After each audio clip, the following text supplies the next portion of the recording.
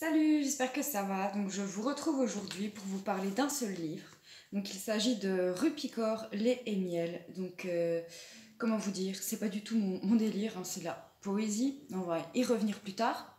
Je l'ai acheté parce qu'il était dans le top 20 des meilleures ventes comme ça sur l'étalage. J'ai pas cherché à comprendre, ça m'a inspiré. C'est sous forme de petits carnets avec des gribouillés, des illustrations. Qu'est-ce que je voulais vous dire? Ouais, donc il y a 4 chapitres. Et en fait, le premier chapitre, c'est sur les viols, les agressions sexuelles. Et les 3 autres chapitres, c'est sur l'amour.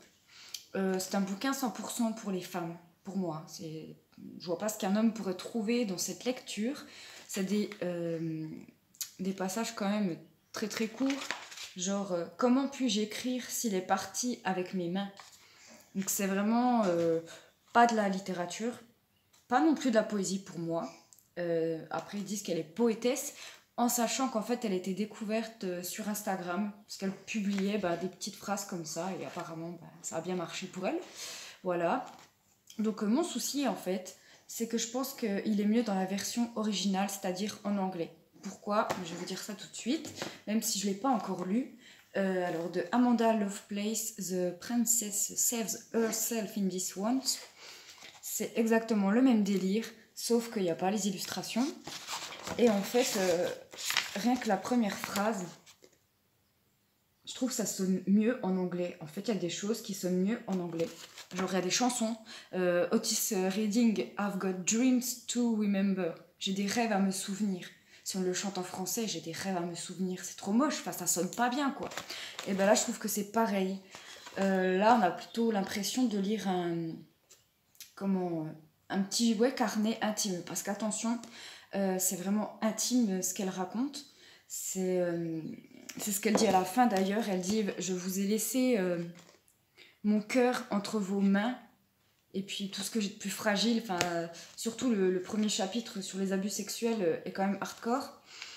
Le reste, il y a de tout en fait. Il y a vraiment des phrases genre « Tu es la ligne ténue entre la foi et l'attente aveugle, l'être à mon futur amour.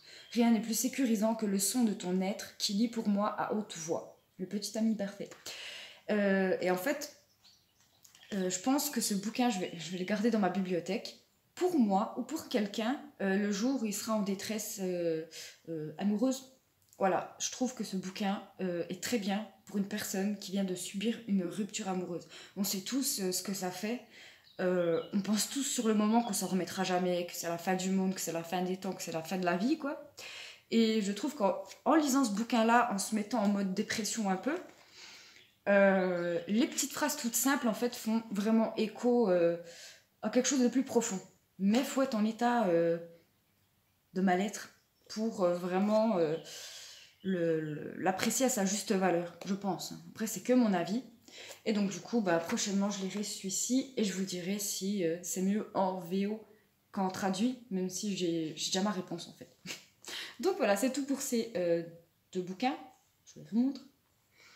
Voilà, et en plus, ils disent chaque femme devrait avoir ce bouquin sur sa table de nuit.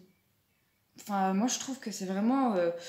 tout le long, il y a un peu d'espoir, mais c'est souvent de la souffrance et de la détresse. Donc, est-ce que toutes les femmes sont en détresse?